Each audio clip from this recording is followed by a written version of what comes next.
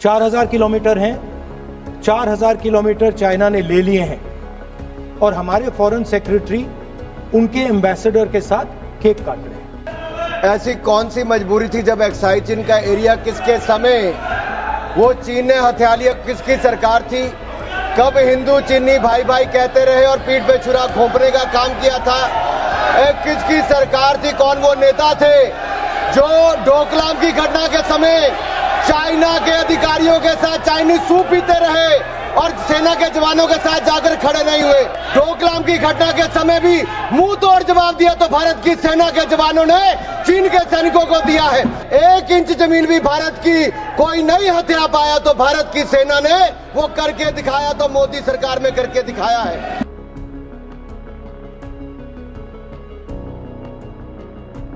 Shri Rahul Gandhi ji. Thank you, Speaker Sir, for letting me raise a matter of urgent public importance.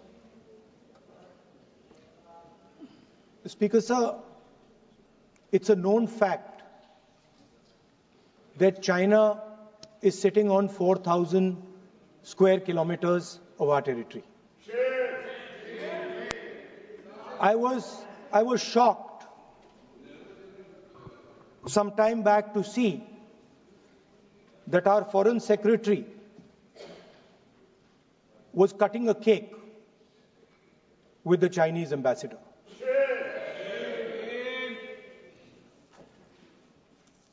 The question is, what exactly is happening to this territory? 4000 kilometre हैं, 4000 kilometre China ने ले लिए हैं और हमारे foreign secretary उनके ambassador के साथ केक काट रहे हैं। 20 जवान शहीद हुए थे,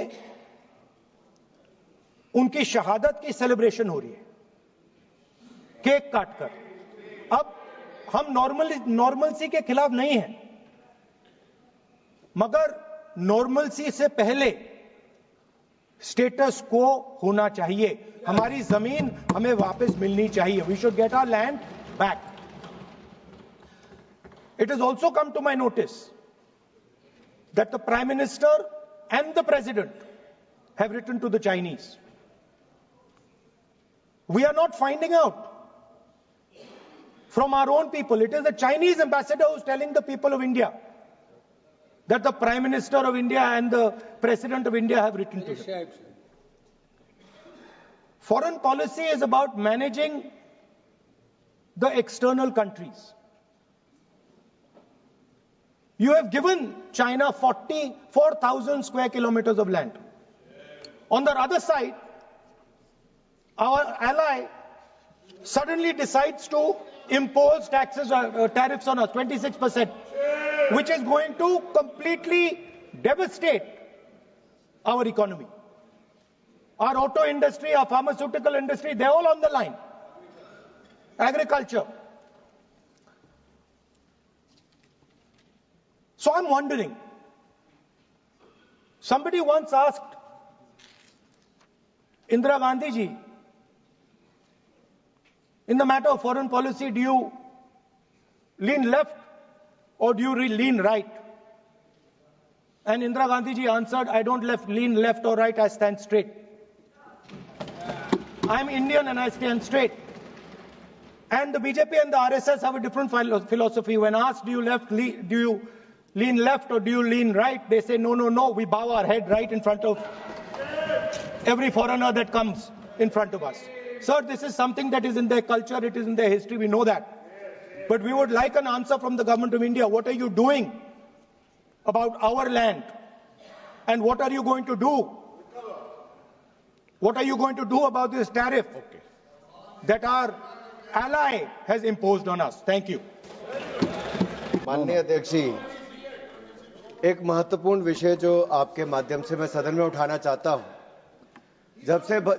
जब से भारत आजाद हुआ, तब से हमारी सीमाओं पर रक्षा करने की जिम्मेदारी भारतीय सेनाओं की थी। ऐसी कौन सी मजबूरी थी जब एक्साइज चीन का एरिया किसके समय वो चीन ने हथिया लिया? किसकी सरकार थी? कब हिंदू चीनी भाई भाई कहते रहे और पीठ पे छुरा घोंपने का काम किया था?